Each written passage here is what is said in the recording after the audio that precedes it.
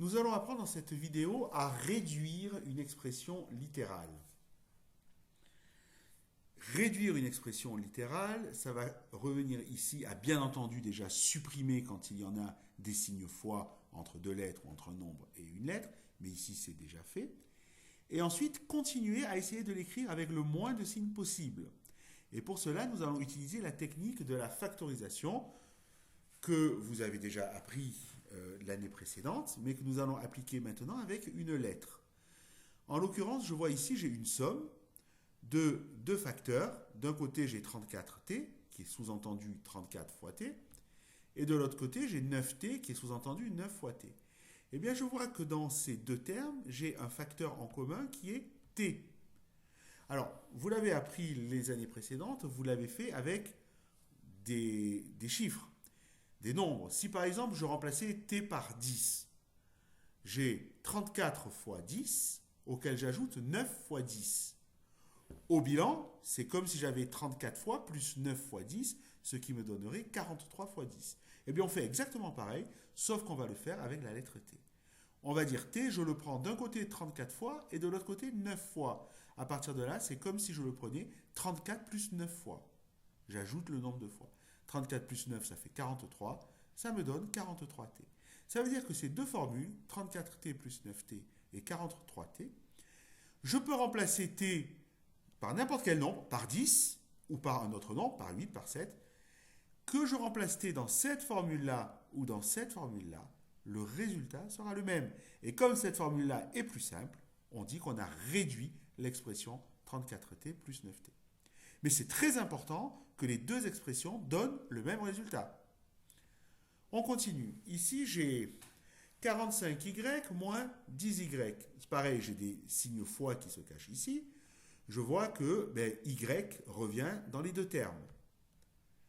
Donc là, je prends 45 fois y, ça veut dire y plus y plus y plus y 45 fois, et je soustrais, donc j'enlève 10 fois y.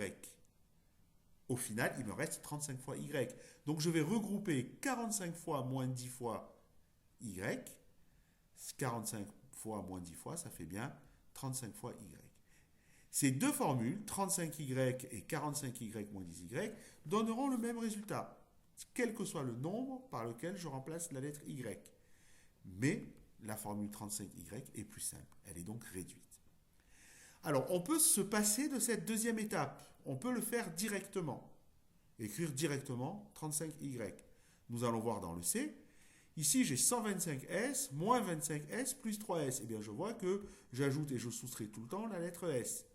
Donc, si j'ai 125s moins 25s, ça fait 100s. Et 100s plus 3s, ça fait 103s.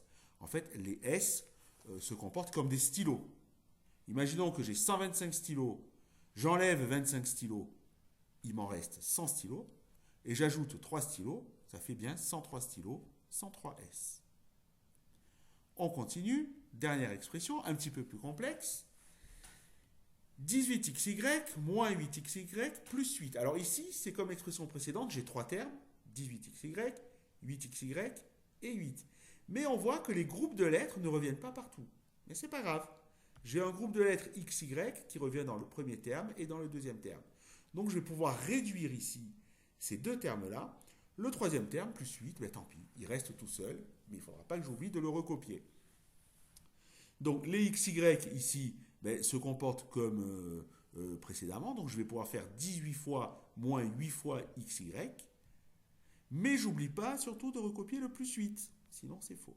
Et 18 fois moins 8 fois xy, ça fait bien 10 fois xy, et j'oublie pas de remettre plus 8.